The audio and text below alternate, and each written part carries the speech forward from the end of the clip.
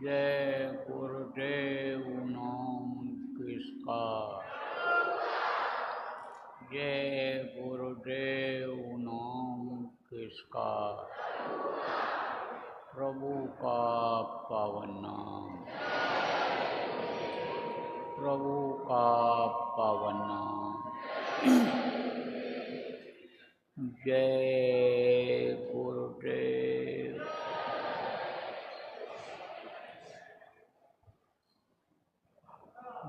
मेरे प्यारे गुरु दाता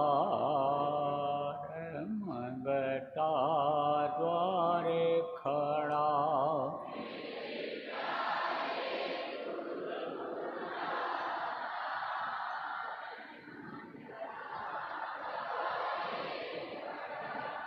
मेरा पुकार पुकार मेहर कर देखो जरा,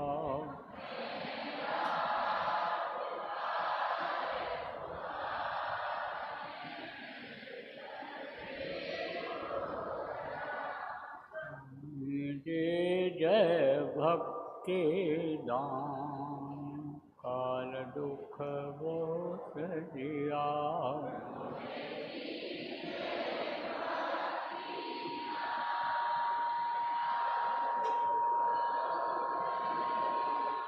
मेरी तड़प उठी अमान तरस को तरस रहा,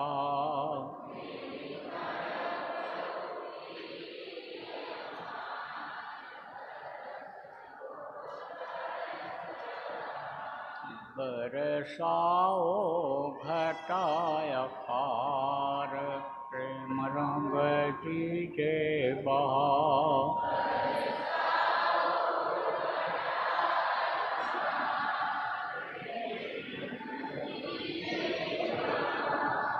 सुरति भी गए अमीरस धार तन मन होवे हरा,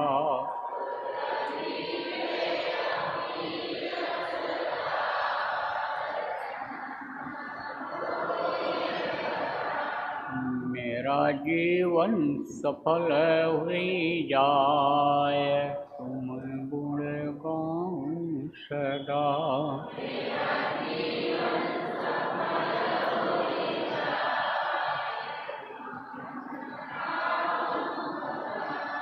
मैं नीच अधम नाकार तुम्हारे द्वारे पड़ा,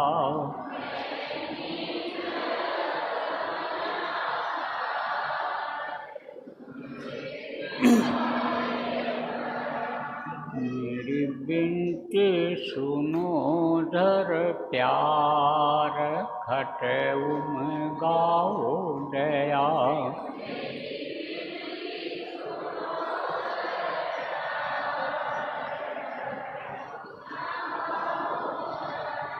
स्वामी जी पिता हमार जल्दी पार किया,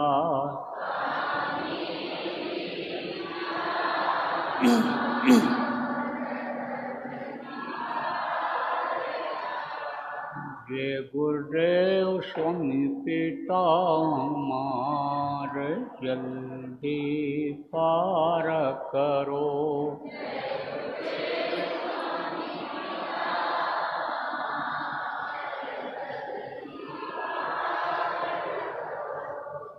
मेरे प्यारे गुरु दातार मंगता पिता द्वारे खड़ा,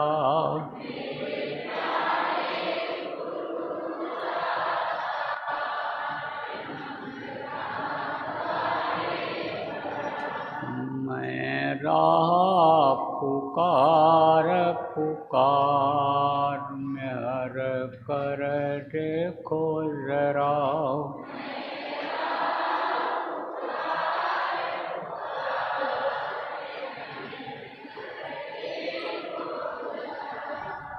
जय गुरुदेव।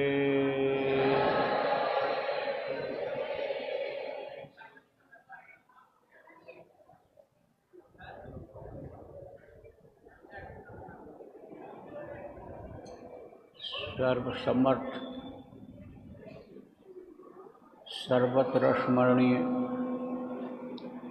परम पूज्य गुरु जी महाराज,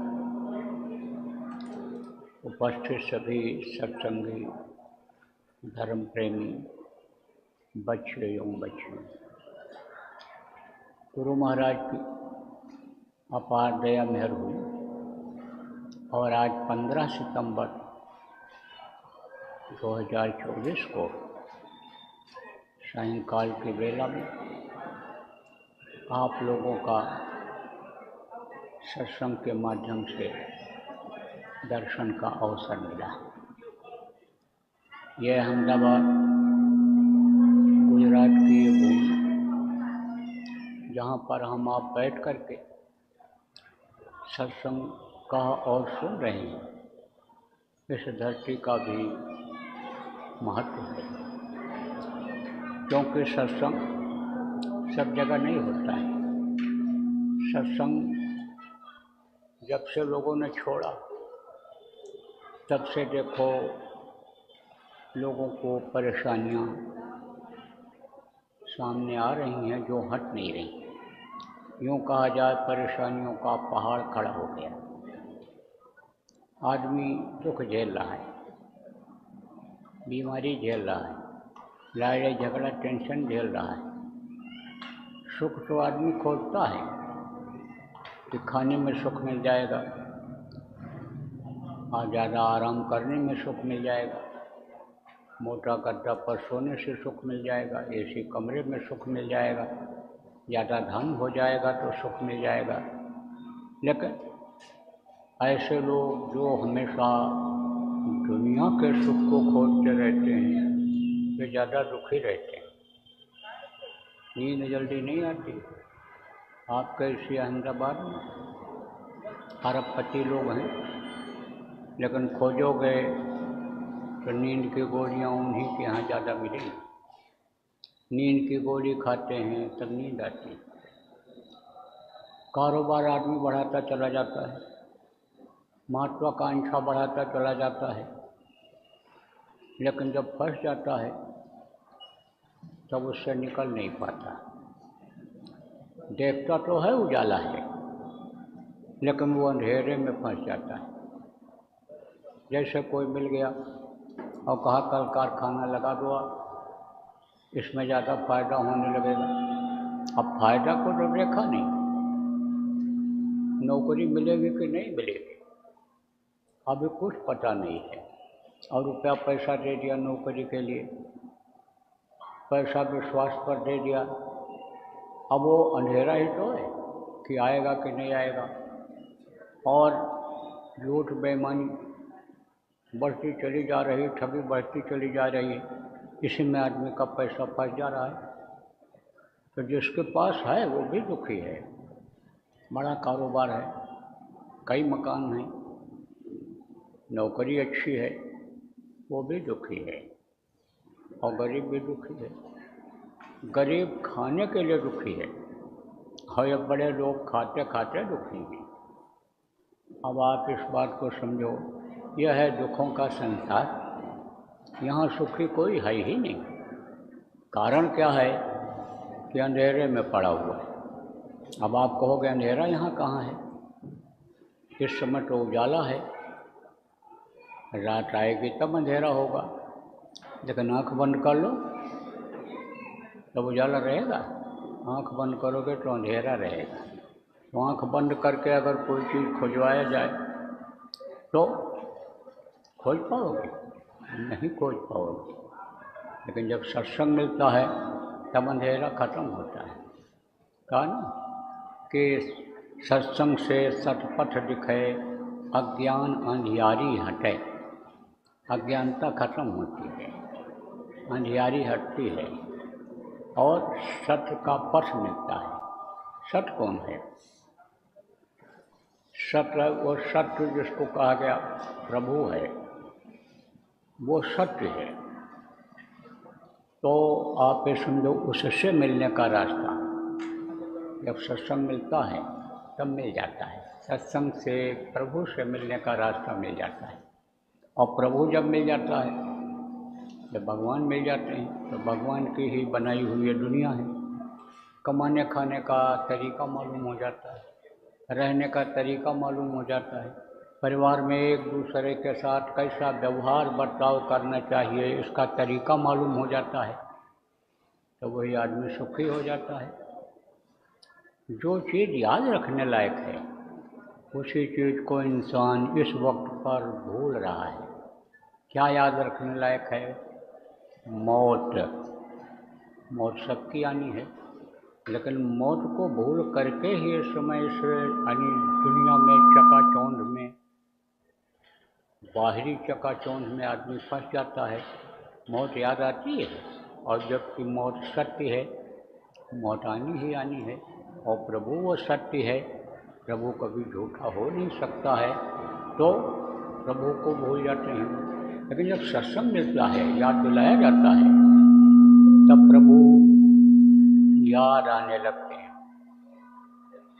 आवाज़ सुनाई पड़ रही है आप लोगों को? हाथ उठाओ। सबको सुनाई पड़ रहा है, तो ठीक है, आप छोड़ो मत, नहीं सेट कर दो। तो प्रेमियों,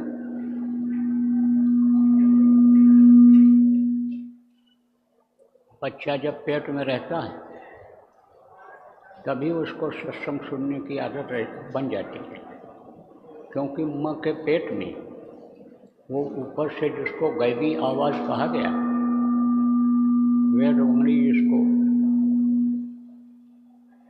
वेदवाणी जिसको लोगों ने कहा है, वो जब उसको सुनाई पड़ता है तो वो उसी में मस्त रहता हो जाता है। इसीलिए जो माँ के पेट में मल और मूत्र जमा रहता है, माँ के पेट की गर्मी रहती है, उसको भी उसी में वो उसी लालच में, उसी रस में उसको भूला हुआ रहता है। उसी जल से जो सत्संग जल मिलता है, जो सत्संग जल मिलता है, उससे एक तरह से वो नाकों के पास की सफाई होती रहती है, इसलिए बदबू आते हुए भी और उसको महसूस नहीं होती है।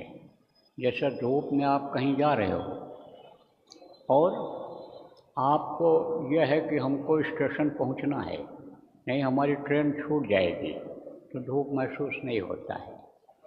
कोई बात कर रहा है और आप ध्यान आपका उधर नहीं है, तो कितना भी गाली गलौज आपको दे रहा हो, लेकिन जब ध्यान ही नहीं रहेगा तो वो कान के अंदर नहीं जाएगा, महसूस नहीं होगा आपको।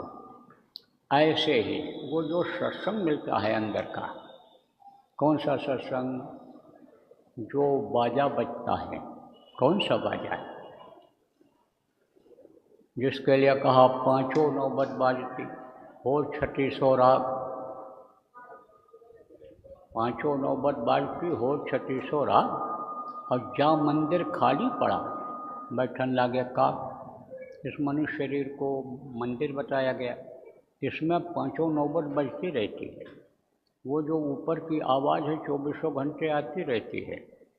तो माँ के पेट में जब बच्चा रहता है, 5 महीना 10 दिन का जब पिंड हो जाता है और जीवात्मा को उसमें डाला जाता है, तब वो आवाज़ों को बच्चा सुनने लगता है, ऊपर की आवाज़ों को। इसके लिए कहा सत्संग किसको कहते हैं, सो भी जान ले सत लोक सत पुरुष का जहाँ कीर्तन होए। वो कीर्तन का मतलब क्या होता है, वो आवाज़ वहाँ से आती रहती है, आवाज़ को सुनता है और उसी को छांटता है, और उसमें यानी समझो कि उसको सत्संग की बातें मिलती हैं। कैसे, ये भी बता दें, स्पष्ट कर दें आपको। जैसे कहीं कोई गाना गा रहा हो और बाजा बज रहा हो, तो दूर की आवाज़ जब आप सुनोगे तो बाजा पहले सुनाई पड़ेगा, और जब ध्यान दोगे उधर तब आपको गा क्या रहा है वो मालूम पड़ेगा, फिर उसका गाना समझ में आएगा। ऐसे ही वो बराबर जो होता रहता है ऊपर ऊपर में जो सत्संग होता रहता है उसको सुनता रहता है। तो मनुष्य की एक प्रवृत्ति होती है सुनने की, लेकिन जब माँ के पेट से बच्चा आता है तब वो धीरे धीरे भूलता उसको चला जाता है। पैदा होता है जब, तो कहीं कहीं देखो थाली बजाती हैं ना माताएँ, इसीलिए बजाती हैं कि चुप हो जाए, लेकिन इस आवाज़ और उस आवाज़ में बहुत अंतर होता है। देखो छोटे बच्चे रोने लगते हैं और झुनझुना बजाने लग जाओ, कोई चीज़ तेज बजाने लग जाओ तो चुप हो जाते हैं, उसको सुनने लगते हैं, क्योंकि सुनने की उनकी आदत होती है। पहले के समय में जब इतनी मलिनता नहीं थी, गंदगी नहीं थी, यानी लोगों के बुरे कर्म जब नहीं थे, हर इंसान अच्छे और बुरे का ज्ञान रखता था। लोग सत्संग सुन करके मैलाई सत्संग जल जब कोई पावे, मैलाई सब कट कट जावे। जो कर्मों को अपने काटते थे, तो जो काट लेते थे अपने कर्मों को, मैलाई जब इतनी नहीं थी तब सत्संग की आदत लोगों की बन गई थी। जैसे आपको खबर लगती है तो बहुत से लोग चल पड़ते हो सत्संग सुनने के लिए, ऐसे ही हर कोई सत्संग सुनने का आदी रहता था। लेकिन धीरे धीरे ये चीज़ खत्म होती चली गई। कारण क्या है, कारण यही है कि सत्संग यानी होता कम है, और सत्संग के जो वचन होते हैं वो प्रभाव नहीं डालते हैं, इसलिए लोगों पर उसका असर नहीं हो रहा है। लेकिन जब उनके यानी समझो कि आत्मा को खुराक मिल जाता है तब यह मन दब जाता है। मन नहीं कहता है कि चलें, लेकिन आत्मा जब दबाव डाल देती है तब यह मन ढीला पड़ जाता है, तो वो खींच करके चले आते हैं। प्रेमियों, कहने का मतलब ये है कि बराबर सत्संग की आदत डालनी चाहिए, सत्संग सुनना चाहिए। तो आपके ऊपर भी दया हुई और मेरे ऊपर भी गुरु महाराज की दया हुई कि आप यहाँ पर कुछ सुनने के लिए आए और हमको भी सुनाने का कुछ अवसर मिल रहा है। तो यह समय और स्थान ये बहुत ही महत्वपूर्ण है इस समय अपने जीवन का। तो अब आपको यह बात समझने की ज़रूरत है कि भाई सत्संग से क्या क्या चीज़ें मिलती हैं। सत्संग से देखो उठना बैठना तौर तरीका, यानी समझो आदमी सीखता है, बच्चा सीखता है, यानी शिक्षा लेता है। देखो यानी ये जो माता पिता हैं यह भी एक तरह से सत्संग ही सुनाते हैं कि इस तरह से खाओ, इस तरह से रहो, ऐसे नहाओ धो, ऐसे व्यवहार करो, इस तरह से, वो भी एक तरह सत्संग सुनाते हैं। मनुष्य जो है सत्संग में ही एक तरह से पैदा होता है, सत्संग में ही यानी समझो सत्संग से ही उसका विकास होता है। तो प्रेमियों, आपको ये समझने की ज़रूरत है, मोटी मोटी बातें आपको बताऊंगा, क्योंकि बहुत कुछ आप समझो कि जी ज़्यादा समझोगे नहीं। तो आप जो गुजराती लोग हो मोटी मोटी बात समझो कि ये जो मनुष्य शरीर है ये बार बार आपको मिलने वाला नहीं है, ये किराए के मकान की तरह से है, इसको एक दिन खाली कर देना पड़ेगा। ये जो ज़िंदगी का कोई भरोसा नहीं है, आज के सत्संग में मुख्य रूप से यही याद रखने की ज़रूरत है। अब किस लिए ये मिला है, मनुष्य शरीर आपको प्रभु की प्राप्ति के लिए मिला है, जन्म मरण से छुटकारा पाने के लिए मिला है। और कब मिला है, जब कोटि जन्म जब भटका खाया तब यह नर्तन दुर्लभ पाया। करोड़ों जन्मों में भटकने के बाद तब ये मिला है। आपको ये नहीं मालूम है कि पिछले जन्म में हम लोग कहाँ थे, कहीं रहे होंगे। अब आपके कर्म अच्छे थे, जब अच्छे कर्म थे तब यह मनुष्य शरीर मिला। अगर अच्छे कर्म न होते तो यही जीवात्मा जो प्रभु की अंश है, हमारे आपके शरीर को चलाती है, यही जीवात्मा सजा भोगने के लिए पक्षी कीड़े मकोड़ों में बंद कर दी जाती है। तो अगर कर्म अच्छे न होते, पूरे कर्म न होते, तो आप ये समझो कि इसी जीवात्मा को कीड़ा मकोड़ा, सांप गोजर बिच्छू, गाय बैल भैंस में बंद किया गया होता। तो अच्छे कर्म थे, अच्छे कर्म से यह मनुष्य शरीर मिला है और दोबारा फिर ये मिलने वाला नहीं है। कान लख 84 भरम कर और पग में अटक्यो आए, अब की पासा ना पड़ा तो लख फिर 84 जाए, फिर 84 में चला जाना पड़ेगा और फिर वहाँ से निकल पाना बड़ा मुश्किल होगा।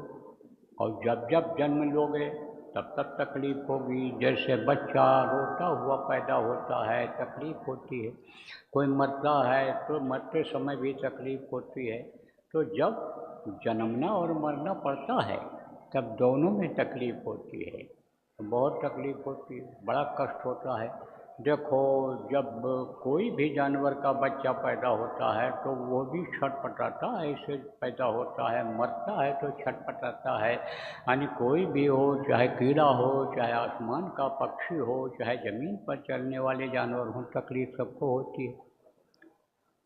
और अगर चूक गए अब की बात तो नरकों में भी जाना पड़ सकता है, क्योंकि अभी तो यही नहीं मालूम है कि हम अच्छा कर रहे हैं कि बुरा कर रहे हैं। जो भी इंद्रियों के सुख के लिए आप काम कर रहे हो, ये कोई समझो अपना काम नहीं। इसी में जो भी इंद्रिय आपकी तेज हो गई, जिधर भी यह मन आपके इंद्रिय पर बैठ गया, वही काम वो कराएगा। अगर जिह्वा पर बैठ गया मन तो बढ़िया बढ़िया खिलाएगा, फिर देखोगे भी नहीं कि ये क्या चीज़ है, इसका कैसा यानी फल मिलेगा, यह स्वाद वाला है कि गैर स्वाद वाला है, यह मनुष्य का भोजन है कि यह जानवरों का भोजन है। उसी को खाने लग जाते हैं, उसी को खाने। जैसे मांस है, मछली है, अंडा है, ये चीज़ें जो है मनुष्य के अन्य भोजन में हैं ही नहीं। लेकिन अब अगर मन उधर खाने में लगा दिया इन चीज़ों को, तो वही खाने लग जाता है आदमी, पाप बन जाता है। आप ये समझो कि इंद्रियों के घाट पर, नीचे वाली इंद्रियों पर अगर मन बैठ गया तो वही कर्म कराने लगता है। तो नारी पराई आपनी भोगत नरक जाए, आग आग सब एक है, हाथ धरे धरे जल जाए। तो आप ये समझो कि वो जो अनिभ्या का जो स्वाद में मन आदमी को लगा देता है, तो उससे पाप भी बन जाता है। तो पाप और पुण्य ये दोनों हैं। पाप और पुण्य की सज़ा मिलती है। अगर पापी हो जाएगा ये शरीर तो नरकों में जाना पड़ेगा, बड़ी मार पड़ती है। 42 प्रकार के नर्क हैं, उनमें बहुत दिन तक रहना पड़ता है और उसके बाद में फिर वहाँ से छुटकारा मिलता है। तब इन 84 लाख योनियों में आना पड़ता है और वहाँ से छुटकारा मिलता है। गाय बैल की योनि के बाद यह मनुष्य शरीर ये मिलता है। आखिरी योनि गाय और बैल की होती है, फिर यह मनुष्य शरीर मिलता है। तो बहुत समय लग जाएगा, बड़ा मुश्किल हो जाएगा। और मान लो अगर पूरे कर्म भी बन गया, पूरे कर्म भी अगर बन गए तो कहाँ जाओगे, स्वर्ग और वैकुंठ में जाओगे। लेकिन पूरी छीड़े मृत्युलोक के, जब पूरी छीड़ हो जाएगा तो मृत्युलोक में आना पड़ेगा। क्योंकि ऐसा सिस्टम बना हुआ है कि कुछ लोग ऐसे हैं कि जहाँ के जीव वहीं रह सकते हैं, आगे नहीं जा सकते हैं। जैसे आपका ब्रह्मांड लोक है, आपका स्वर्ग लोक है, वैकुंठ लोक है, पिंड लोक है। पिंड लोक किसको कहते हैं, जहाँ पर हम आप रहते हैं, इसी को मृत्यु लोक भी कहा जाता है। तो यहाँ पर अन्य जो जीव हैं वो तो जो मनुष्य शरीर में हैं वो स्वर्ग और वैकुंठ के ऊपर जो लोक हैं उनमें जा सकते हैं। लेकिन जो स्वर्ग और वैकुंठ में देवी देवता जिनको कहा गया रहते हैं वो ऊपर नहीं जा सकते। क्यों? क्योंकि उनके अंदर रास्ता नहीं है। कैसी कैसा रास्ता नहीं है ऊपर जाने का? जो सबका सृजनहार है, सबका मालिक है, प्रभु है, उसके पास पहुंचने का रास्ता नहीं है। रास्ता किसके पास है? हमारे आपके पास है, मनुष्य शरीर में है। इसी मनुष्य शरीर में इन्हीं दोनों आँखों के बीच से गया हुआ है।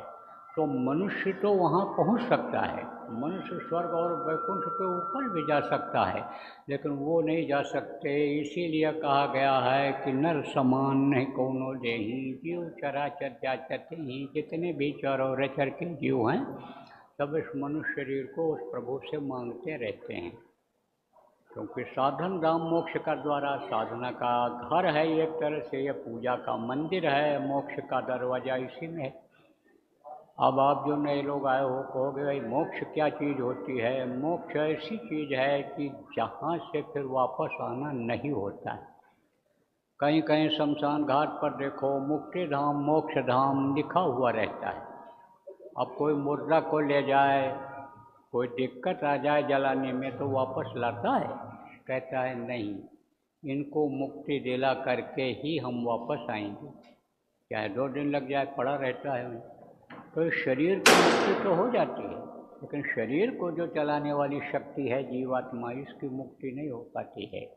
तो इसको मुक्ति दिलाना, आप ये समझो, ये मनुष्य कर सकता है, मुक्ति दिला सकता है, देवी देवता नहीं दिला सकते, क्योंकि वो भी फंसे हुए।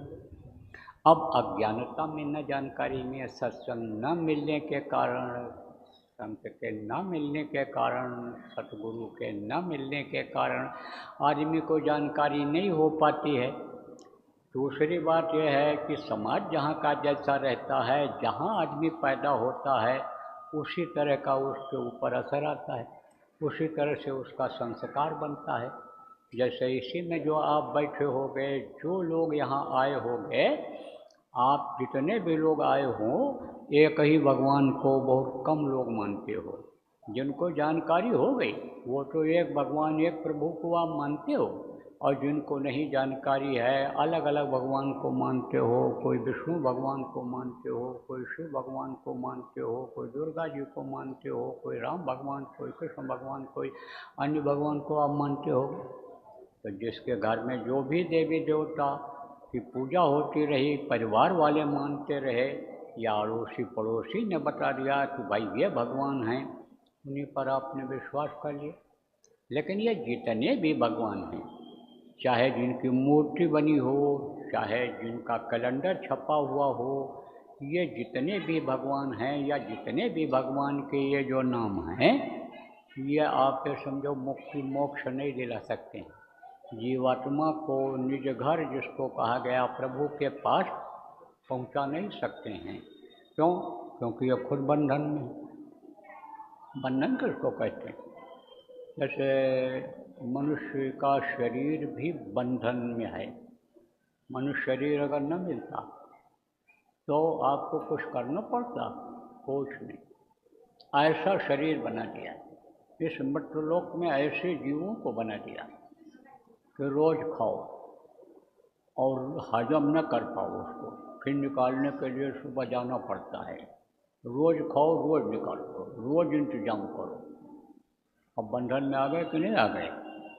कि इसको खिलाना है, ठंडी गर्मी से बचाने के लिए कपड़े का इंतजाम करना है, बरसात से ठंडी गर्मी से बचने के लिए घर बनाना है, और अगर रोगी हो गया शरीर तो उसके लिए दवा का इंतजाम करना है। अब बंधन हो गया कि नहीं हो गया? अब परिवार में रहते हो, परिवार में रहते हो तो माता पिता हैं, अब उनकी सेवा करना बंधन है, उनका देख रेख करना बंधन है। गाय बैल भैंस पाल लिया तो अब उनकी सेवा करना बंधन हो गया। शादी ब्याह कर लिया तो अब औरत का ध्यान रखो। शादी कर लिया, किसी बच्ची ने, औरत ने शादी कर लिया तो अब पुरुष को बनाओ खिलाओ, उसका भी ध्यान रखो। अब ये क्या है? बंधन नहीं है। लड़का पैदा हो गया तो वो भी एक और बंधन हो गया, और लड़के के लड़का पैदा हो गया तो वो भी एक बंधन हो गया। धन दौलत अगर ज़्यादा हो गया तो उसकी रखवाली करो, कोई ले न जाए तो भी बंधन हो गया।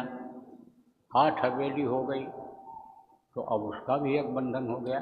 तो ये जो बंधन है यह दुनिया का बंधन है, लेकिन इसके अंदर में जीवात्मा बंध है, 4 शरीर में बंध है, जिसको स्थूल शरीर, लिंग शरीर, सूक्ष्म शरीर जिसको कहा गया।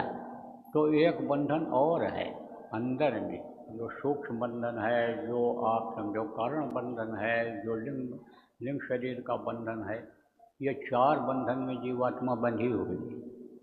अब आपको समझने की ज़रूरत है प्रेमियों कि ये जो देवी और देवता हैं ये किसमें हैं?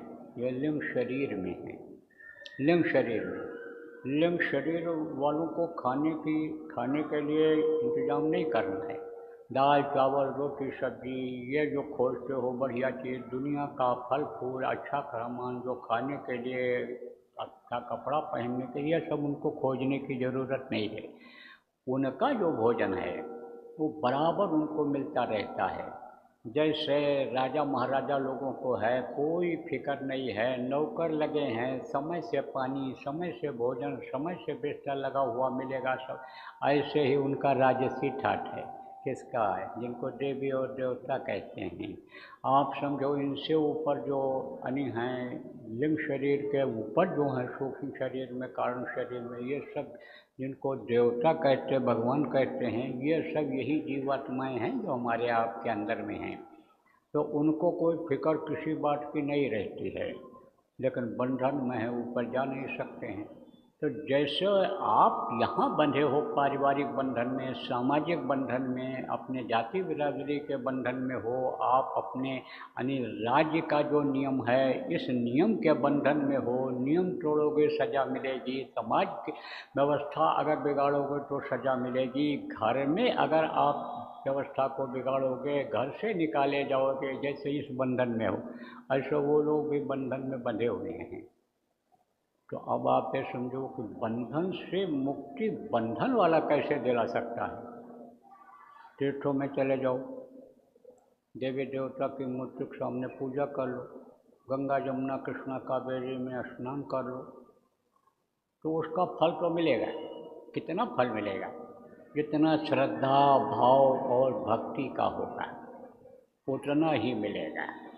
और अगर भाव खराब कर लिया, जैसे ज़्यादातर आज लोग खराब कर लेते हैं, चोरी करना सीख जाते हैं, गलत काट व्यवचार करना सीख जाते हैं, तरह तरह के लोग वहाँ जाते हैं और हर तरह के लोग मिलते हैं। अब जिसका जैसा साथ हो जाता है उसी हिसाब से उसका मन हो जाता है। तो कहा ना, तीरथ गए 4 जन्म, चित्त चंचल मन चोर, और एको पाप मिटे नहीं, लाद लिए 10 और, 10-20 और लाद लेते हैं। और अगर भाव अच्छे रहे तो भाव अच्छे रहते हैं, तो भाव से ही तो भक्ति होती है।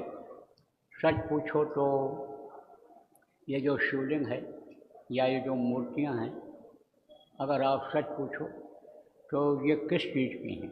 पत्थर की हैं। किसकी बनाई हुई? इंसान की बनाई हुई। कौन बनाता है उनको? जिसको भगवान बनाता है। मनुष्य को मनुष्य नहीं बना सकता है, वो प्रभु के मसाले से ही जल पृथ्वी अग्नि वायु और आकाश जन्म मस्त प्रणामी वृद्ध और क्षीण इन शक्तियों से तैयार होता है माँ के पेट में। तो भगवान किसको बनाता है? आदमी को। और आदमी जिसको देखा भी नहीं, 2 बार सुना भी नहीं, मूर्ति बना देता है, स्थापित कर देता है, मान्यता दे देता है। तो लोग जो जाते हैं श्रद्धा का फल उनको मिलता है, बाकी का और कुछ नहीं मिलता उसमें। मुक्ति और मोक्ष ये नहीं दे सकते हैं। और अगर जन्म मरण से छुटकारा पाना है, अगर नरकों से छुटकारा पाना है, तो बंधन मुक्त वाले को खोजना पड़ेगा। एक था राजा बड़ा धार्मिक था।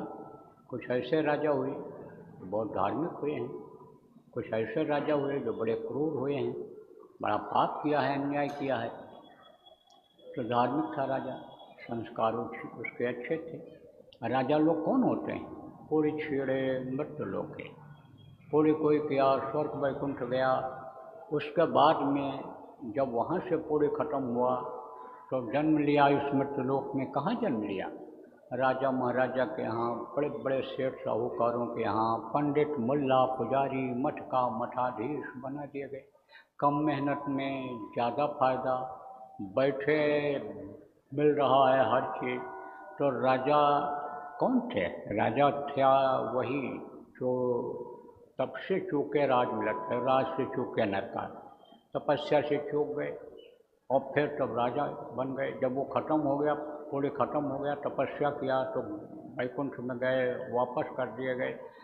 तो राजा धार्मिक था, संस्कार उसके अच्छे थे। तो धार्मिक राजा जो था उसको वो आयोजन करवाता रहता था। कैसा आयोजन?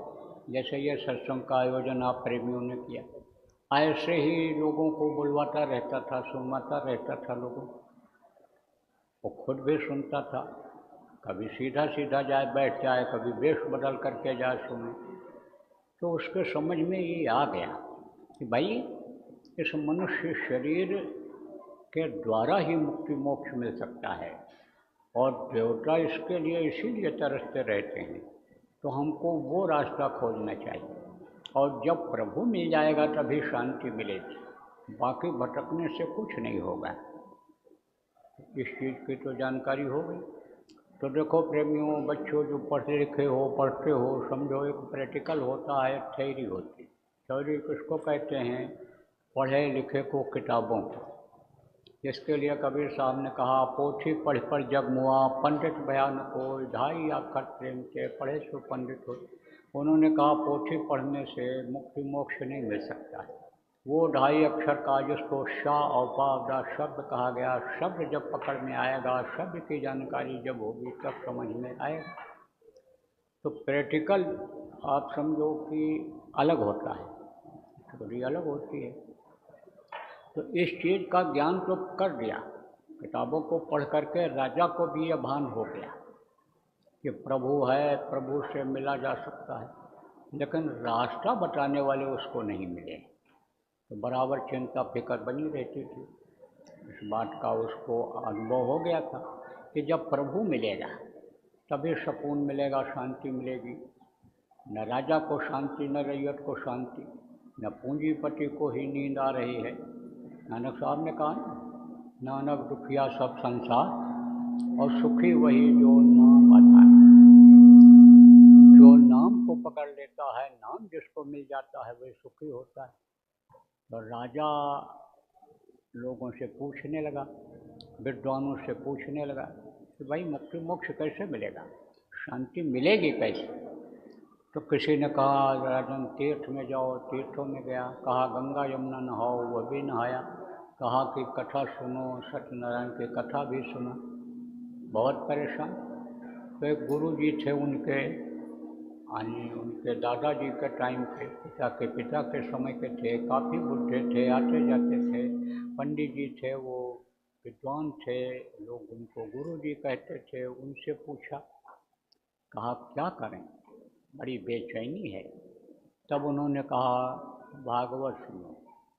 भागवत से परीक्षित को मुक्ति हो गई थी, आपको भी उससे मुक्ति मिल जाएगी, शांति मिल जाएगी।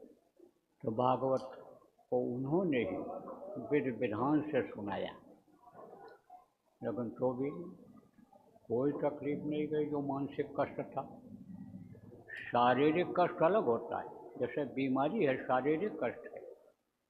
आप ये समझो मानसिक कष्ट किसको कहते हैं?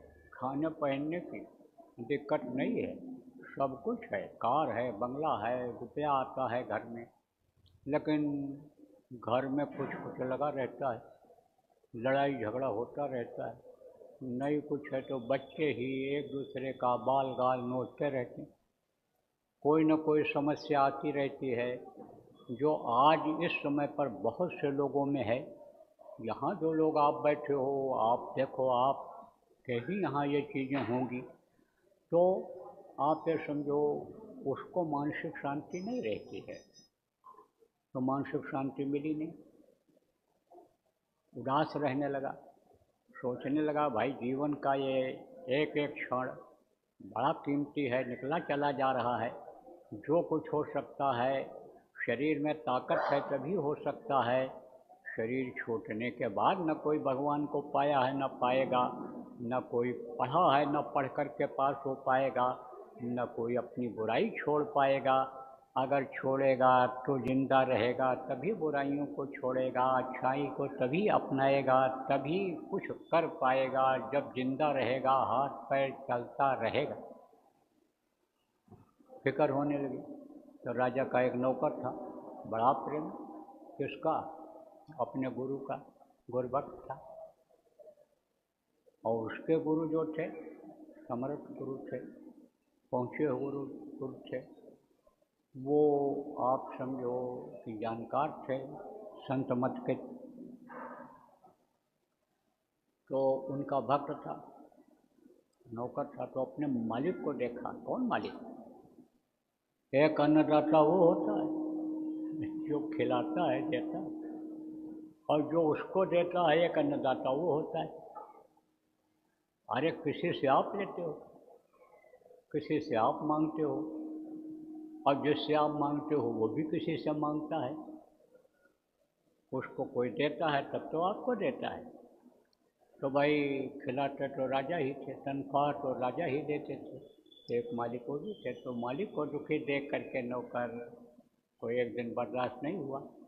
तो कहा, सरकार गलती माफ़ हो, मैं देख रहा हूँ कि इस वक्त आप कुछ ज़्यादा उदास लगने लगे हो, आपको कोई फिक्र है, चिंता है। तब उन्होंने कहा, बैठ जाए।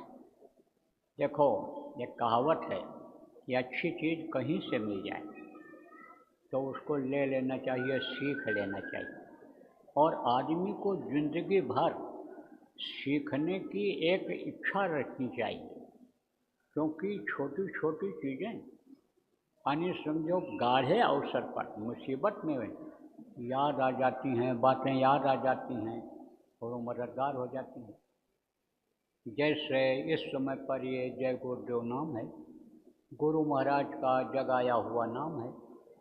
लोग कहते हैं हमारे राम भगवान में ही ताकत है, हमारे कृष्ण भगवान में ही ताकत है, हमारे शिव भगवान में ताकत है, हमारे महावीर भगवान में ताकत है, हमारे परशुराम भगवान में ताकत है, हमारे बुद्ध भगवान में ताकत है। यानी वही नाम हम बोलेंगे। लेकिन ये जो छोटे छोटे लोग अपने प्रेमी प्रचार करते हैं कि सबका नाम एक बार ले करके देख लो, जब कोई मददगार न हो, जब किसी से कोई भी तकलीफ आपकी दूर न हो पा रही हो, तब आप जय गुरुदेव नाम बोलना। तो बोलने में इतराज नहीं होना चाहिए, सीख लेना चाहिए और करके देख लेना चाहिए।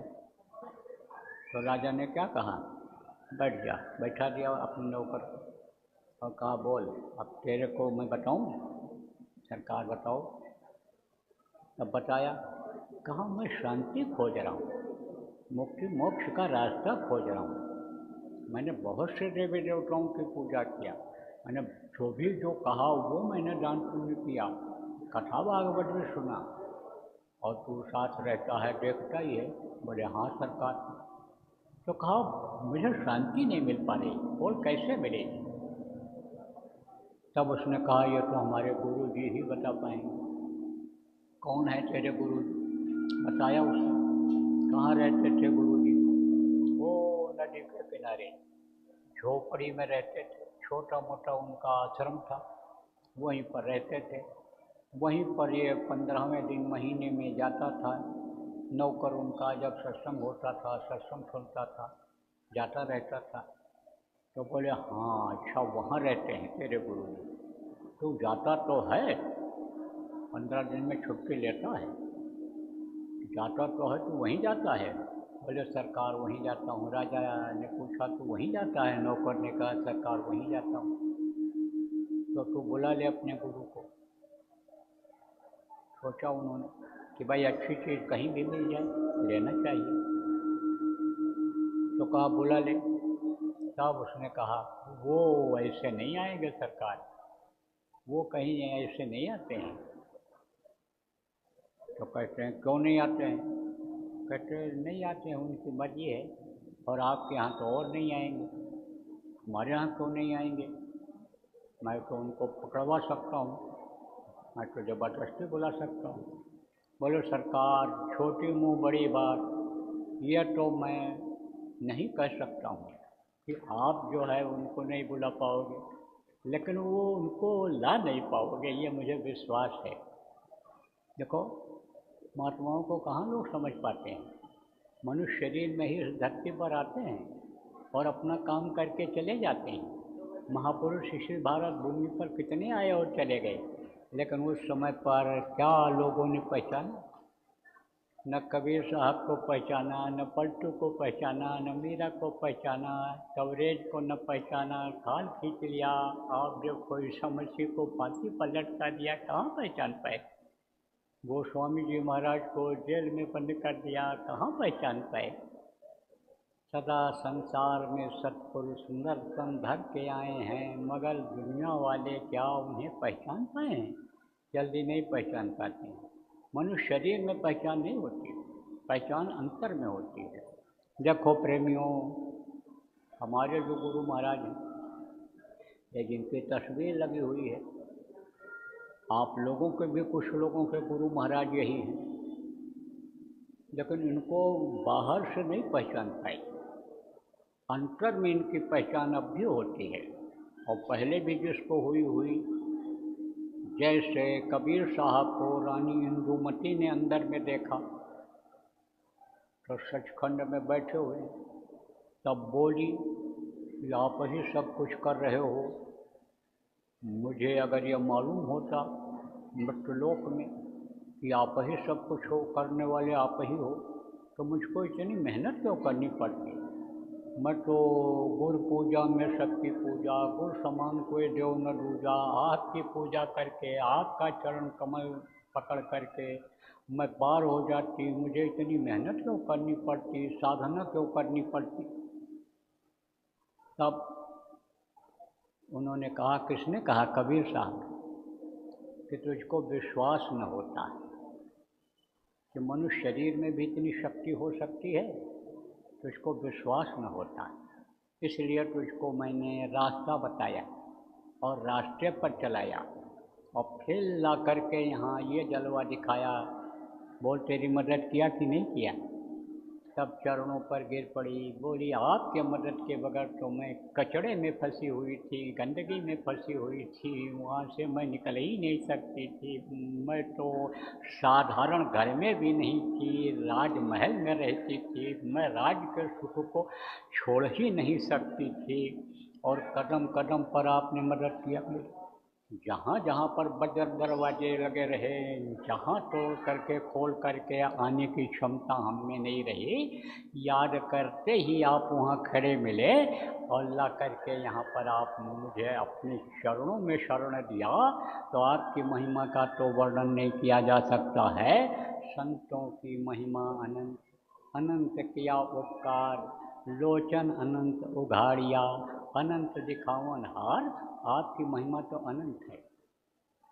लेकिन उसने कहा रानी इंदुमती ने कि गुरु जी, आपकी एक बात को मैंने केवल पकड़ लिया कि गुरु माथे पर राखिए और चलिए आज्ञा मान, और कह कबीरता दास का तीन लोक भय नाय, कहीं भी कोई भी भय नहीं है। इन्हीं तीन लोकों में ज़्यादा भय रहता है। कौन से तीन लोक में? यह मृत्यु लोक में, पिंडी लोक, पिंड लोक जिसको कहा गया, और अंड लोक जिसको कहा जाता है, यह स्वर्ग और वैकुंठ है, और ब्रह्मांड लोक। उसके बाद में तो उधर कोई भय नहीं है। तो कहा गया कि गुरु को अगर मस्तक पर सवार रख करके चलो, गुरु की बातों को अगर याद रखो, मंत्र मूलम गुरु वाक्यम, अगर गुरु के बात को याद रखो तो समझो कहीं कोई भय है ही नहीं, डर है ही नहीं। तो प्रेमियों, हम आप क्या करते हैं? गुरु को भूल जाते हैं, गुरु की बातों को भूल जाते हैं, तो गुरु की पहचान अंतर में नहीं हो पाती है। गुरु महाराज के नामदानी जो लोग आप बैठे हो, गुरु महाराज देखो बराबर कहते रहते थे कि सत्संग, सेवा और भजन यही मुख्य है। तो सत्संग छोड़ देते हो, सत्संग में आना जाना बंद कर देते हो, और सेवा नहीं हो पाती है। शारीरिक मानसिक आर्थिक कोई भी सेवा नहीं हो पाती है, जीवों की संगत की कुछ नहीं हो पाती है और भजन नहीं हो पाता है, तो गुरु की पहचान कहाँ से होगी? फिर तो फंसे ऐसे ही चले जाओगे, बंधे तुम गाढ़े बंधनान, बंधते चले जाओगे इसी में। तो कहा कि राजा से कहा नौकर ने, क्या कहा? कहा कि वो तो ये कहते हैं सत्संग कि राज द्वारे साध जन, तीन बात को जान, क्या माया क्या मीठा क्या मान, क्या माया क्या मीठा क्या मान। राजा के यहाँ लोग किस लिए जाते थे पहले, अब भी क्यों जाते हैं? अच्छा खाने को मिलेगा, बढ़िया से बढ़िया चीज़ खाने को मिल जाएगी, जो कभी भी नहीं खाया, राजा के पास कमी नहीं रहती है, वो खिला देंगे। और कुछ चलते समय दान दक्षिणा देंगे, पैसा देंगे। महात्मा लोग साधु लोग इसीलिए तो जाते हैं। राज द्वारे साध जन, तीन बात को जाएं, क्या मीठा क्या माया क्या मान। और सम्मान के लिए जाते हैं कि हमको इज्जत मिलेगा, इसीलिए जाते हैं। तो नौकर ने कहा महाराज वो तो ऐसे बिल्कुल नहीं आएंगे। अब राजा कहा तब बताओ अब क्या करना चाहिए, कैसे उनसे मुलाकात हो सकती है? बोले सरकार आपको चलना पड़ेगा। राजा ने सोचा कि वहाँ साधु के यहाँ हम जाएंगे तो हमारा अपमान होगा, मतलब एक तरह से हमारा जो रहन सहन है राजा हूँ उसमें फर्क पड़ेगा, क्योंकि वो लोगों के लगाने वाले के पास जाएंगे। अब ये समझो भूल गया कि पूजा अगर हुई तो किसकी हुई? त्यागियों की हुई, तपस्वियों की हुई, लकोटी लगाने वालों की हुई, भोगी लोगों की पूजा नहीं हुई, सम्मान नहीं हुआ। पैर किसका लोग छूते हैं? जो लंगोटी लगाता है, समाज से अलग दिखता है। तो ये नहीं सोचा राजा ने। फिर बीता दो एक दिन, फिर जो है राजा ने बुलाया एक दिन उसको और कहा बोल तेरे गुरु आएंगे कैसे? जाना तो संभव नहीं है। अब तू मेरी अगर तकलीफ दूर कर सकता है तो तू उनको किसी भी तरह से ले आ।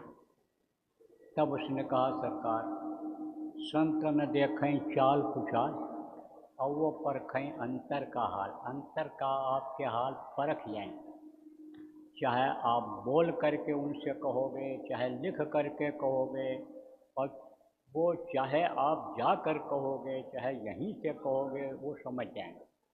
तो आप लिख दो चिट्ठी और चिट्ठी हम दे देंगे, और अगर उनको मंजूर हो गया तो आ जाएंगे। अब राजा ने लिखा चिट्ठी, पापी हृदय पिघलकर आँखों से निकल आया, इन आंसुओं की माला लो भेंट है माई। यानी वो जो अंदर के भाव थे वो निकल करके आ गए, किसमें? लेखनी में आ गए। जैसे अंदर के जो भाव होते हैं वो कहाँ से आते हैं? आँखों से निकलने लगते हैं। जब कोई दुखी होता है, खुशी में भी आँखों से आंसू निकलता है। साधक को जिसको साधना अच्छी बन गई और मस्ती ऊपर की मिल गई, उसके भी आंखों से आंसू निकलने लगता है। और किसी को अगर बता दिया, साधना में जो भी दिखाई सुनाई पड़ा उसको अगर किसी को बता दिया, अब वो नहीं दिखाई सुनाई पड़ता है तो भी आंखों से आंसू निकलता है, तो भी आंखों से आंसू निकलता है। तो राजा के भाव उसी लेखनी में आ गए, लिख दिया राजा ने। अब महात्मा के पास उनका नौकर गया, कहा सरकार, बोले भाई चलो। भगवान कहते हैं ना प्रेम के वश में होते हैं, अरे महात्मा भी प्रेम के बंधन में बंधे रहते हैं। प्रेम में बहुत बड़ी शक्ति है, और प्रेम यानी समझो कि जीत लेता है जब प्रेम के द्वारा कोई किसी को। तभी कहते हैं प्रेम के वश में भगवान हो, उसी से प्रेम हो जाए। प्रेम कहीं हो पाता है? प्रेम हो ही नहीं पाता। अब कहोगे भाई भगवान को हम देखें तब तो भगवान से हम प्रेम करें। अरे भाई भगवान से मिलने का रास्ता देखो, गुरु महाराज ने बताया आपको। भगवान से मिलने का रास्ता बताया, भगवान से मिलाने का भी वादा किया। अब भगवान से प्रेम तो होना चाहिए। आप कहोगे भाई हम देखे नहीं, उनकी तो बात सुने नहीं, तो हम उनसे किससे प्रेम कराएं? तो गुरु से प्रेम कर लो। जो ये ठेका ले रहे हैं कि हम तुमको पहुंचा देंगे, तुमको घर पहुंचाना एक हमारा काम, उनके गुरु के शरीर से ही प्रेम कर लो। लेकिन कहीं हम आप कर पाते हैं? अरे हम भले कर लें, हम ये नहीं कहते हम नहीं करते हैं, हम तो करते हैं। आप नहीं कर पाते हो बहुत से लोग। आप बाल बच्चों को तो याद रखते हो, धन दौलत को याद रखते हो, मान प्रतिष्ठा इज्जत को याद रखते हो, लेकिन गुरु को याद करते हो? गुरु को कभी कभी याद करते हो। कब? जब दुख आता है, तकलीफ आती है, हर तरफ से निराश होते हो, कोई सहारा नहीं है, तब गुरु को याद करते हो। अरे जैसी प्रीत कुटुंब से, जैसी प्रीत कुटुंब से, कुटुंब माने परिवार, जैसा प्रेम कुटुंब परिवार से होता है वैसे गुरु से होए। और कह कबीर व भगत का पला न पकड़े कोई। अगर ऐसा भक्त बन जाए कि जितना प्रेम परिवार से होता है, अपने बाल बच्चे रिश्तेदारों से होता है, उतना ही प्रेम अगर गुरु से कर ले, तो समझो काल जिसके देश में रहते हो, कदम कदम पर काल बाधक है। जिसने शरीर ये दे रखा है, सारी चीज़ें ये पेड़ पौधे बना रखे हैं, वो भी पल्ला नहीं पकड़ सकता है जाने में, निकलने में, पार होने में। लेकिन उनको भूल जाते हैं, आप भूल जाते हैं उनको। तो अब आप समझो प्रेम, गुरु ने कहा चलो चलते हैं, गए। गए तो राजा आया, उठ करके स्वागत सत्कार किया। और उस दिन वहाँ वो भी बैठे हुए थे, उनके जो पंडित जी थे, गुरु जी जिनको वो कहते थे, वो भी बैठे हुए। तो महात्मा जी ने कहा बोलो राजा, किस लिए याद किया? तो कहा बैठो आप। कहा नहीं, पहले आप सवाल का जवाब दे दो, तब बात की बात तो बाद में है। तो कहा कि महाराज हमको अशांति है, हमको शांति नहीं मिल रही है, हम बहुत परेशान हैं, और हमारी आत्मा का उद्धार कैसे होगा, ये हमको बताओ। कल्याण हमारा कैसे होगा, ये हमको आप बताओ। तब उन्होंने कहा राजा मेरी बात मानोगे? तो कहा कि देखो, आप रस्सा मंगाओ 2। रस्सा मंगाया। तो कहा कि देखो राजा, पंडित जी ने आपसे कहा कि भागवत सुनो, अन्य लोगों ने कहा कि मुक्ति मिल जाएगी, मोक्ष मिल जाएगा, शांति मिल जाएगी, आत्मा का कल्याण हो जाएगा, वो सब काम आपने किया। और इन्होंने कहा पंडित जी ने कि भागवत सुनोगे इससे मुक्ति हो जाएगी, तो आप इनको बांधो रस्से से। राजा ने पंडित जी का हाथ पैर बांध दिया। अब राजा से कहा कि 1 मिनट का अधिकार आप हमको दो। बोले दिया। तो नौकर से कहा राजा को बांधो।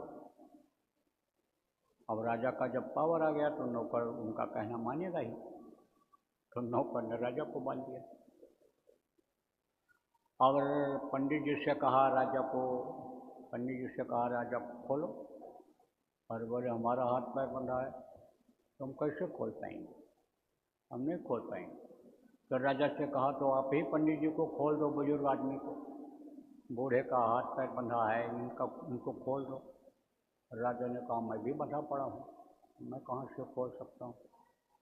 तब पंडित जी ने कहा बंधे को बंधा मिले, कई भी छूटो जाए, और कर सेवा निर्बंध की, जो पल में ले छुड़ाए।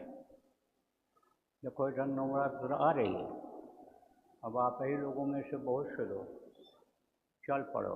कहाँ चल पड़ो? इधर उधर भटकने के लिए। जगह जगह पर तरह तरह के देवता प्रकट हो जाएंगे। कोई चौराहे पर प्रकट हो जाएगा, तो कोई पेड़ के नीचे प्रकट हो जाएंगे, तो कोई मंदिरों में सजावट हो जाएगी, कहेंगे यहीं सारी शक्ति आ गई। कोई नीम के पेड़ वाले हनुमान जी को कहेगा ये बड़े हैं, कोई पीपल के पेड़ के नीचे वाले को कहेंगे ये देवता बड़े। अब देखा देखी ये बच्चियाँ चल देती, देखा देखी चल देती, लेकिन वहाँ जाने से तकलीफ दूर हुई आज तक किसी की? बताओ, इसमें बहुत लोग गए होंगे, आप लोग बहुत लोग आप गए हो। तो जब ऐसे के पास जाओगे जो हमसे तकलीफ न दूर हो, न शरीर का कष्ट दूर हो, न मानसिक तकलीफ दूर हो, न आर्थिक परेशानी दूर हो, और न मुक्ति मोक्ष का रास्ता मिले। अब क्यों नहीं दूर होता है? वही वो भी बंधे पड़े हैं जैसा शुरू में आपको बताया। तो निर्बंध कौन होता है? जो जानकार होता है, रास्ता बता देता है, वो बंधन से मुक्त करा देता है। तो ऐसे कौन होते हैं? ऐसे होते हैं गुरु। देखो, गुरु दो तरह के होते हैं, एक भौतिक गुरु होते हैं, एक आध्यात्मिक गुरु होते हैं। दोनों की जरूरत होती है। जैसे माता पिता को भी गुरु बताया गया, कईयों को गुरु बताया गया। पहला गुरु पिता और माता जो हैं रक्त बीज के दाता। दूसर गुरु भई वो दाई, गर्भवास की मैं छुड़ाई। तीसर गुरु ने नाम उचारा, गांव देश के लोग पुकारा। चौथा गुरु ने शिक्षा दीना, तब संसारी वस्तु चीन्हा। पांचवां गुरु ने दीक्षा दीना, राम कृष्ण का सुमिरन की।